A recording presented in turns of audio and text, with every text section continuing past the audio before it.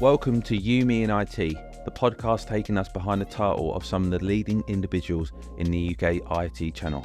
I'm Karlton Gray, UK and Ireland Channel Director at Schneider Electric, and in each episode I'll be speaking to some of the key people in one of the UK's most prominent industries. My guest in this episode has worked in the IT channel for over 20 years and has seen firsthand the evolution of the channel. Welcome, Renaud, Head of Vendor Alliance at Storm Technologies. Thanks. I want to start with find out a bit about you, just to find out where you come from, who you are, a little bit from where you started school, whatever, and then I might ask you a few questions if that's okay. So, schooling, I went to Watford Grammar School for Girls, which is obviously in Watford. Yeah. And funnily enough, I actually, from when I was small, I always danced, sang, acted. That's probably why I'm quite loud. My daughter goes to that. There you go. There you go. So I always trained as a dancer. I went to dance school, went to college, and then I had a couple of accidents where my knees basically I've got knees of an old person. Okay. Now from doing ballet, tap, character, jazz, blah, blah, blah. So my parents were like, okay, obviously you're not going to dance anymore. You need to get a job. So I think like my first ever job, I worked in like a call centre, but I'd never used email before, ever. Do you know how weird that is? Literally a podcast before, I was saying to someone, when I got my first IT job, I got pulled into an office literally because the person said, can you stop sticking Post-it notes on people's screens? Because every time I got a call for someone else, I didn't know about emails. Oh, so you'd write it down and write it down and say, can you call me back? Nice, though. But it's not when you've got 20 calls coming in, you're just walking around all day. But yeah, to say go back one step. So did you go to did you come straight out of school or did you go to university? Yeah, so I went to college and I was studying performing arts. Yeah. And I absolutely loved it because I'd done it from when I was so small. Yeah. I loved being on stage. I loved singing. I used to sing for my brothers. My brothers are both musicians. My dad's a musician. And I'd always be any chance to go and sing or dance or have anybody basically be on stage and people watch me. I was all for it. I loved it. Had a few, damaged my knees. Yeah. And then I started in a call centre. So what I think the funniest thing about that is not knowing what email was. I remember doing a cold call, I think, for sales. And they were like, oh, can you email you through the information? I was like, yeah, of course. What's your email address? Post-it note, writing it down. And they said _. So I wrote _ because I didn't know that it was, I didn't know keyboards. It was just not anything I'd been around because I was probably only 18 then. Yeah. So it was so long ago. And I remember why does this keep bouncing back? I don't understand. And they were like, show us the email. And they were like, yeah, you don't write _. It's this character on the keyboard. That must have been a really long email. Claire. Yeah, _ Smith. You're like, it's a big long email, to be fair. It was crazy. But yeah. So then I was like, I can't work in a call centre. It wasn't for me at all. And then I think I must have gone to a job agency or something. And they put me forward for a role at Micro Warehouse. Do you ever remember Micro Warehouse? It's not around anymore. So I started as a sales support at Micro Warehouse. I had no clue about anything. I didn't know, if someone said laptop or desktop, or I'm like, I don't know. I genuinely don't know what you're talking about. But however, I didn't know what an _ was by that point. So that was good. That did me well. Learning. So, and funnily enough, quite a few of the people who worked there, I had now worked with at Storm. Uh-huh. So from there, I then weirdly became quite good at software licensing. I seemed to quite enjoy, or I understood how that worked better than, oh, can you spec me up this, or I need a server, or I need that. That was just alien to me. Yeah. So I applied to move roles and go into software licensing, where I met two guys, and I'm still friends with them now, actually, Christian and Tanya. They were awesome. Yeah. And they really helped me to understand how software licensing worked, because the landscape's massive, right? Yeah. So much to learn. So I started doing that, and then Micro Warehouse got bought out by, who bought them out? I can't even remember. And then that was the first time I'd ever experienced any redundancy. And I was probably about 21. I was like, I'm leaving. So then I went and worked for PCware, which was a software licensing reseller. That's all they did. So I moved there, and then I was in sales again. And then after a few years of sales, it was just not for you. Yeah, like having to live by your commission, and you have to hit target, and hats off to everybody that does it, because it's just, I cannot. I think it's difficult because I think a lot of people from the outside looking in they would say, oh, your base is your salary, but you get to earn all these bonuses. And yeah, but it's so tricky to get to those bonuses in the first place. Like, don't get me wrong, it's not like that everywhere, but sometimes it's so many gates you have to go through to get to where you need to be earning the sufficient amount of money to live as well. Like, I'm not saying you're on the breadline, but and being in sales, your driver is money. Yeah. And if you're not, then don't become money motivated. You're not going to do particularly well. Yeah, and that's it. And that's it. It's not for me. But I got on really well. I think my knack is, or I suppose why I've continued in IT, is because I can talk to people. I don't have a problem. I'll talk to anybody. So I'll talk to anybody. And I was really interested in putting on events. So they kind of created me a role when I was at PC where they're like, okay, you can become like an events manager. And I was like, fine, because I knew the industry. Yeah. And it would seem silly to then not to move away from that and not stick to what I kind of knew. So I did that, and then I kind of slowly moved into marketing as a whole. And then from there, I've just kind of moved my way up, and then came to Storm the first time. Have you been in there more? Yeah, this is my second round. Oh, okay. So I was there the first time. I can't even remember what years I was there. And then I left for 2 years and went to another reseller. And then I came back to Storm, and I've been back there for 5 years now. What does your role encompass now? So head of vendor alliance. So it's a bit of a strange one because it's not a traditional role how other people might see it in the industry. So I overlay into marketing. So I would obviously speak to you guys. So I have a set of manufacturers. I also have a set of distributors. So I manage them commercially, but also looking at MDF activities. What can we do? How can we push your brand into our customer base? And then I work with our senior business development team as well. So working with those guys, what new vendors or manufacturers or what are they looking at? How can we encompass that in what I'm doing and pushing out the message? Yeah. So I work with quite a few different parts within Storm. You've worked at Storm for in total 7 years. You've seen it change. You obviously enjoy working there. Yeah. And you've got a lot of friends there. But what would you say, like, is a driver for you? Like, what I suppose when you get up in the morning, you go to work, you've done different roles. You've done sales, you've done marketing, you've done what, like, drives you? When you go to work, what makes you happy, if that makes sense? I like to work somewhere where I'm allowed to make mistakes. Yeah. Because I do just say what's on my mind. Some people, that obviously does put people off.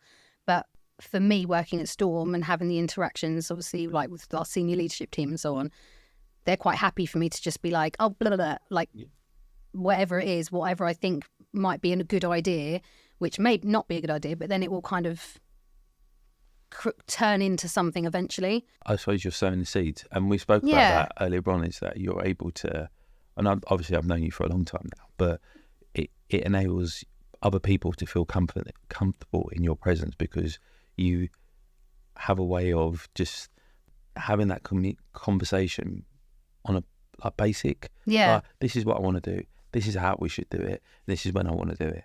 And because you own that, it's so much easier to get that contact from you and enable me to feel like when I'm going back into, and because I've worked with you from an account manager and I've worked from a manager, it's lovely to see like that you haven't changed. You've always been who you are. And I think a lot of people may or may not, just for quality, but some people change as they go up. Yeah. And I think it's important to understand where you came from rather than just looking at it from, you said you talk to anyone. I get judged, as you will get judged, because I'm quite loud. Yeah. Well, the biggest thing that I've been told multiple times over my life is, I'm quite small as well. So that people hear me before they see me. Sorry for saying that.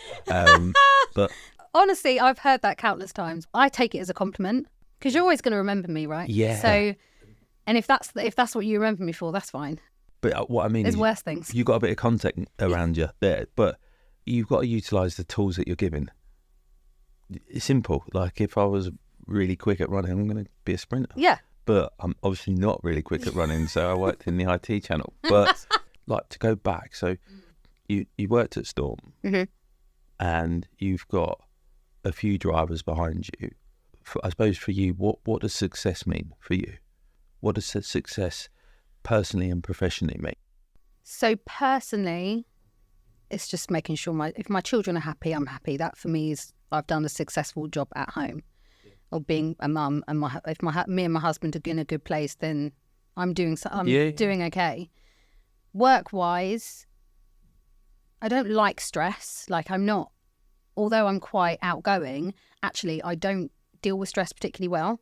And it makes me really anxious. And if I'm anxious, I just cannot see my way through anything. I've got quite a logical brain, so I can work things out quite quickly. But if I'm stressed and anxious, I cannot create a plan. I'm a planner. I love a plan. Yeah. Then I know what I'm doing. It's fine. If I don't have that, I completely shrink. Like I just cannot work things out. So I don't like to be stressed at work. I don't think people should be stressed at work, actually, because you spend so much time there. You shouldn't work in an environment where you're stressed. Obviously, there's going to be some stress, yeah, I was going to say, because if we had loads of people just walk out, I think that's not the best. But no, you know what I mean? So obviously there is some stress, but when you, like, some people, you hear them working in the same place for years and years and years, and they absolutely hate it. And I don't understand that. It's crazy. Why work? Why would you do that to yourself? I think sometimes you do. Sometimes you step back and you think some people aren't as confident, or there's a reason why they have to work in that place under those, whatever that may be. But I think if you can identify it quite quickly that I don't like being here. Yeah. But if you don't like being there, trust me, the other people that you're working with won't want you to be there, because you're going to have an impact on them on a day-to-day basis. There's going to be, we all know those people, oh yeah, looking for a new job, this is rubbish. And you're like, yeah. And then they don't go anywhere. Yeah. And you're just like, I was watching something the other day, and I bought it for my team. You write down 3 positive things every day. Because then you start looking for the positives within. Yeah. And I was like, wow, that's quite. It's powerful to do that. If you stick by it and you write 3 positive things about life, health, whatever that may be, you start looking and really trying to find them, focus around positive, rather than sitting back and saying this isn't great, that's rubbish. It makes you, I suppose, a more thoughtful person in some ways. I think you're looking for the best in everything rather than looking for. Because it's so easy to pick out the negatives. Yeah, you'd say, I need to get to the gym, or I need to. Oh, cheers. Oh, was that meant me? I was going to say, yeah, I get that. Too late. My friends all tend to be a lot taller than me as well, so I'm like, oh yeah, or have hair, like. Yeah. But it's so much easier to be negative than it is to be positive. So what do you think that people would describe you as? I suppose it depends who you're talking to. I always wonder what people do think about me, because I do come across as I don't care. Not I don't care, but just like, oh, if you don't like me, fine, or blah, blah, blah. Like I'll just carry on about my day. But actually it's the complete opposite. I actually deeply worry about what people think about me, because I am loud, and I do say what's on my mind, and it's never to insult anyone or to upset anyone. I'm just quite blunt. Is that a mask though? Probably, yeah. I think growing up, I had 3 older brothers. I was the youngest. Had to kind of make yourself be known, I suppose. Being in performing arts, everybody was loud. You had to be loud. In IT, years ago, it was really male dominated. You had to, I don't want to use the term be a lad, because I don't really know what that means, but be able to not be loud, but be listened to in a room, rather than just sit there and not say anything. If there was, because in general, when I was younger, and actually still maybe now, I'm in a room full of men. Yeah. And it's just me, the only female. So I need people to listen to me, because I have got something to, obviously I've got something to say. But yeah, I suppose it is a mask, and it is a way of protecting myself, because I don't want to, if I'd upset someone, it like really affects me. Yeah. Because it would never be my intention. It's difficult. I ring people after I think I've upset them. I do that. Yeah. I'm like, oh my God, I'm so sorry. Yeah. But this is a recent thing that I've been doing. Beforehand, I'd be too worried to even, or my ego would get the better of me and I'd be like, oh, it's fine. I won't apologise. But the last kind of, I would say 5 or 6 years, I've made that a big thing to make sure if I think I've upset someone to apologise. Yeah, overstep the mark and then you're like, yeah. Whoa. Like I talk about emails with my guys and say, look, pick up the phone. Oh, email's the worst because it sounds... You can interpret it however you want. And I think sometimes, I know an email's great because it puts a structure in. Big barrier. But if you pick the phone up to someone, 99% of the time, they go, and you start the call with, look, I'm sorry. Or... I didn't mean that. It wasn't in my intention. Yeah. I was just trying to convey the bit. And you just listen to them for a little while. When you said everything, the thing that's important to you is your children and your husband. Like that, but the children is, I think we picked our other halves, or they picked us, whatever way you want to look at it. But part of our kids are ours. Yeah. Like they're really ours. You want to do the best for your children, for them to develop and grow. But what would you say? What do you want to do for your kids? And that's almost like, how do you make your children proud? How do you... I think make them proud. Oh, that's tricky. We try to practice, although I was saying, obviously, it's always... I think everybody finds it difficult to say sorry.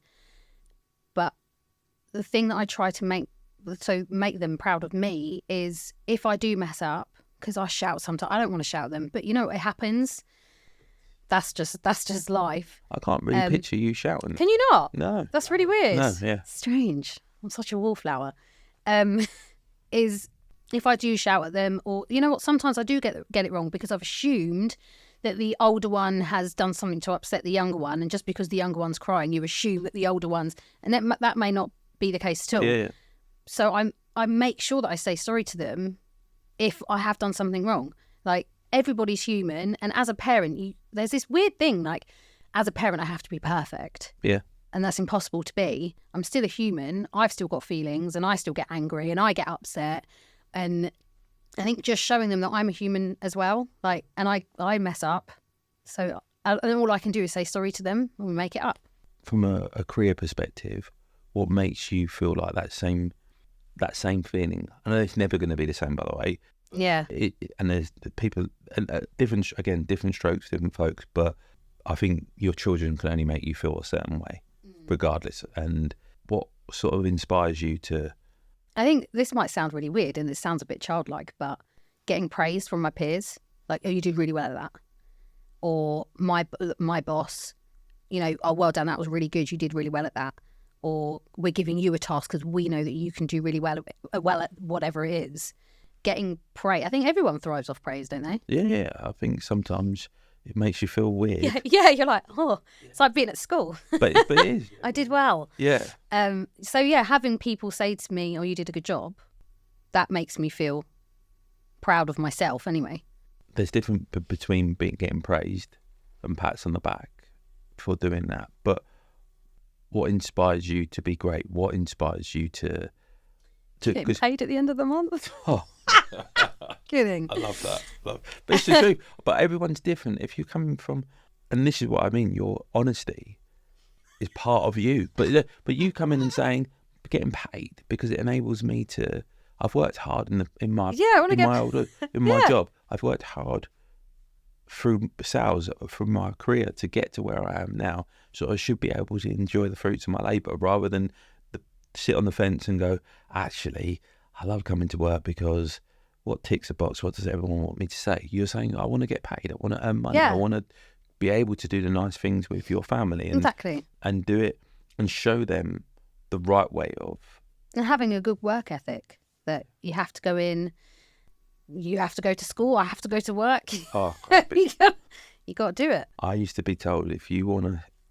And I'm slightly different now. I'm a lot more loose, I would say, with my children.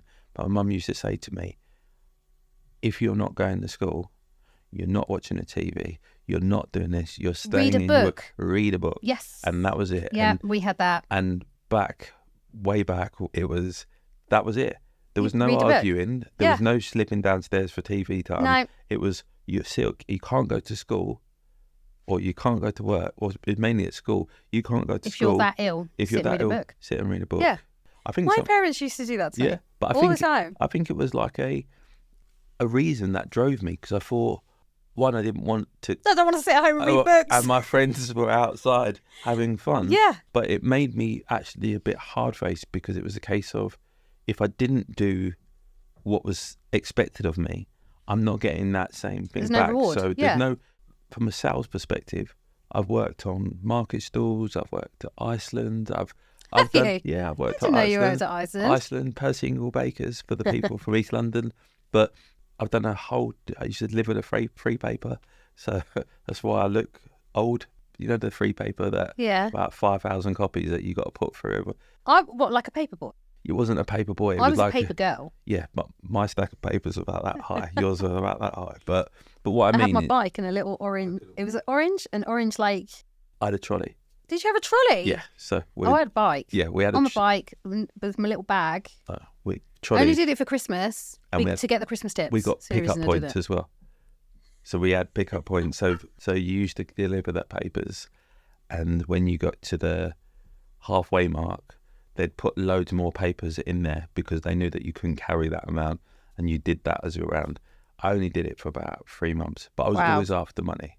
I always after wanted money. a pound note. I was working in a laundrette, cleaning all the tops of the machines. Yeah, I've like I said, when I worked in the bakers, I did it when I'm in my 6 weeks holiday.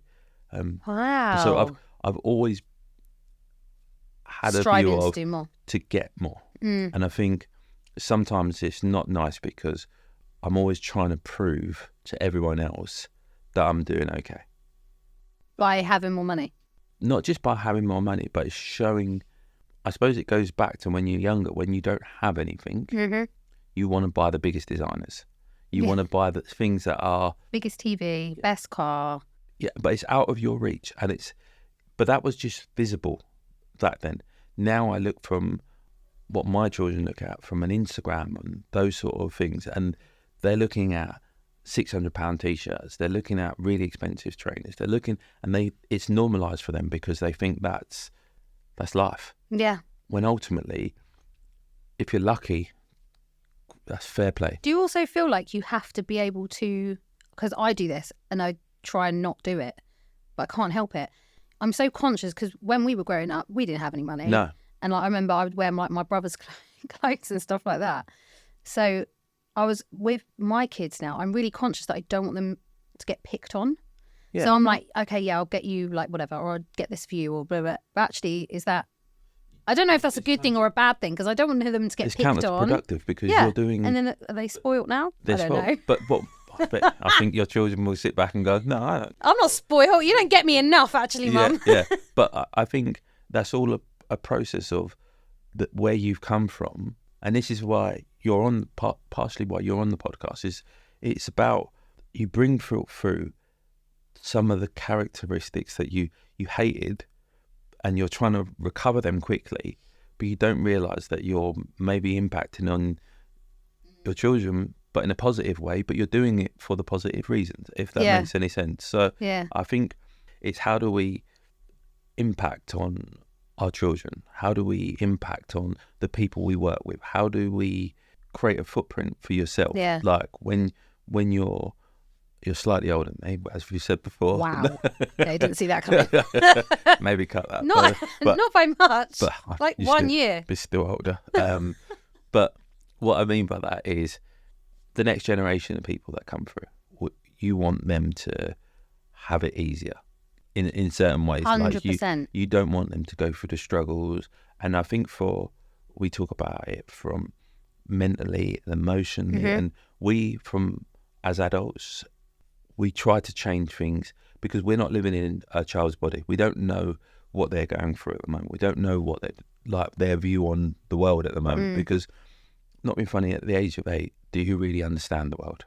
Yeah, I mean, my son still thinks everything's free. Until about a year ago, we had this conversation. He didn't understand that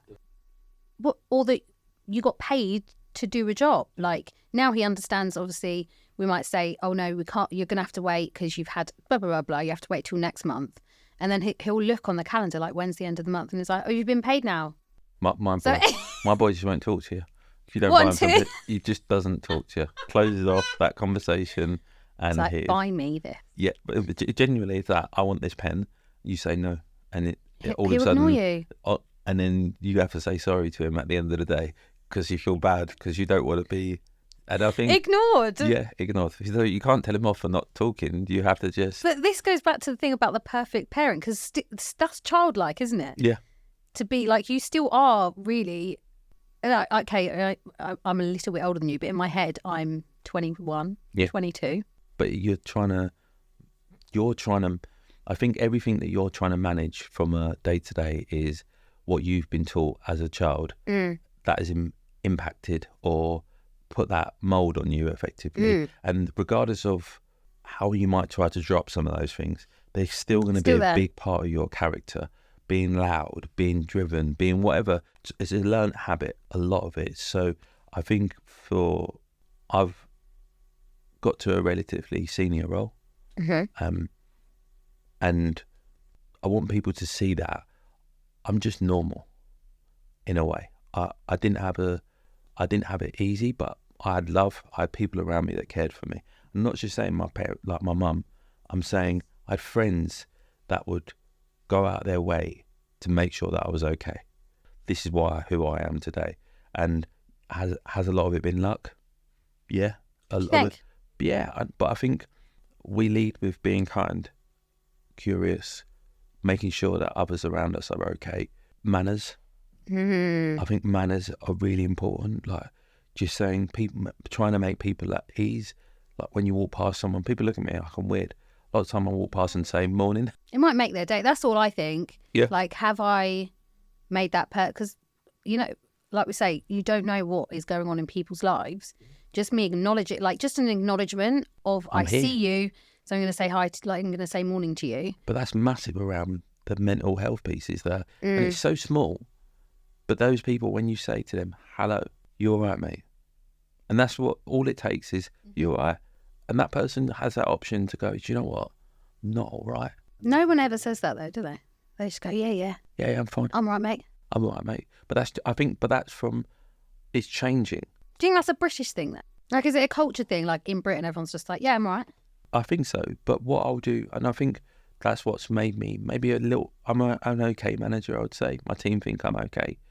But you can pull that face. But what I mean is, if we have a call, and I know these people long enough that I can see if someone's a bit off. As soon as that call's finished, I'll tend to ring them, and I'll just say, nice. You okay? And then they'll go, like you said, no, I'm okay. Yeah, I'm okay. And I'll go, mate. Come on. Mate, what's up? And they'll go, and I think them sharing that little bit, because I know what it's like to share that little bit, because I share with them as well. So when I offload a bit of that weight, it makes you feel so much more free and fresh, rather than stepping out of here after and going, your bottom lip starts to go. Do you know what I mean? Like having that conversation. So yeah, I think it's really important, and we have different conversations on this podcast. We talk about the people and their outlooks and stuff like that. But I think the whole thing of this podcast, for me anyway, and I'm hosting it, is how can we make it more open, that people feel that there's a space for them to feel that they have made a difference and they're not just, and everyone's got a voice that needs to be heard sometimes, not yours all the time, but that was a good one. Yeah, very good. I've been waiting for that, to get that in there at some point. What would you like your legacy to be? Oh, personally and professionally. That's really that's a real tricky one. Yeah, I suppose, like, no matter what, just keep going. Does that make sense? Everyone has obstacles. Everybody goes through hard times. I don't think I've met anybody that's gone, no, had a great childhood. And you have to get through it. You have to keep going. Yeah. And like, try and talk to people, I think, as well. That's the other thing. Like, in family, oh my gosh, we're a big family is everything, because it is. We call ours the grey team. I know it's super sad, but my kids will love the fact that Frank, Darcy and Kate, we are the grey team. Like, they love it. That's we cute. Are us. And I appreciate my brother and everyone, my mum and everything, but that we we are that team, little mini team that sits within our part of the family. You guys. Oh, I know. I'm a bit of a melt, but yeah. I think, yeah, God, that's really tricky. Legacy. Yeah, I think just you have to just keep going and surround yourself with the right people. This is the biggest thing. That's more important than keeping yourself going, because you have to be around the right people. I also think you can learn, people are like, oh, I just don't want to talk to them, just not going to talk to them. Yeah. I think you can learn something from everybody. Oh, 100%. Even if you think they might be a little bit stupid or a little bit snobby or whatever you perceive this person to be, you can still learn something from them, no matter what. Just have a conversation with them. You'll learn something from everybody. It's all about perception, isn't it? Because someone that hasn't got anything would see you as being snobby because of the way you dress or the way you talk. And I have very different ways that I talk to different people. If I'm like, it's... Do you find you do it with meetings as well? So depending who I'm in a room with, I tend to wait for them to talk first to see... I'll mimic how people talk. So if it's like, oh, this is going to be like a fun meeting or people are going to swear, okay, fine, then I'll mimic that. But then if it's somebody else who's very corporate, I'm going to speak in this way, then I'll mimic that.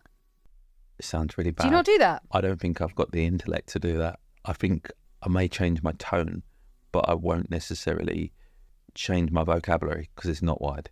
It is very much basic, but I don't mind. I am who I am, and people know. Like, I got told, Karlton, you have to stop having ketchup with everything. Why? I said, what am I going to have my chips with? He was like, exactly. You go to the really nice restaurants and you want a burger and chips. Oh, but what's wrong with that? There isn't anything wrong. But what I mean is, he was like, sometimes be a bit different. Like, they've got videos of me trying to eat octopus. And I'm like, that's not for me. Everything needs to be well done. Everything is like, but like, have I changed up growing up? Yes, I have.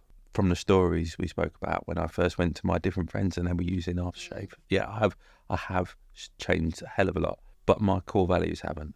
Yeah. And that will be kind, be loyal, be Loyalty friendly. Is a big thing. Yeah, be friendly. As long as you live by those rules, in my household, my kids can't say hate because it's too strong an emotion around. Oh, when they say they hate each other. Or hate anything. Makes me so upset. Like, you could say, you don't hate, because it's just too a violent word in my view. And it might be different for other people, but it's almost like, let's get on, let's help each other, let's grow together, let's make the best of whatever we've got and enjoy the time that we're together. And if you can do that at home and at work, life will be a much better place. Yeah. So what would yourself say to your younger self now? I am aware that I am very loud. Yeah. Okay, this isn't new to me, but I quite like that side of me. But equally, it's remembering to listen as well. Like I try to, but I want to get better at listening. What do you want to take away from maybe today? I'm not like a coaching session, but what do you want to take away and go, do you know what? That's important. That's important to me, but it'll be important to others. Well, I think the core values, we share that. We've spoken about this multiple times. But I suppose maybe passing that on, because I think everyone's so busy. This isn't just because I've got children. I think everybody's lives are so busy and everyone gets so caught up in what they're doing that you do forget to be kind, or people are quite quick to just write people off. And move on.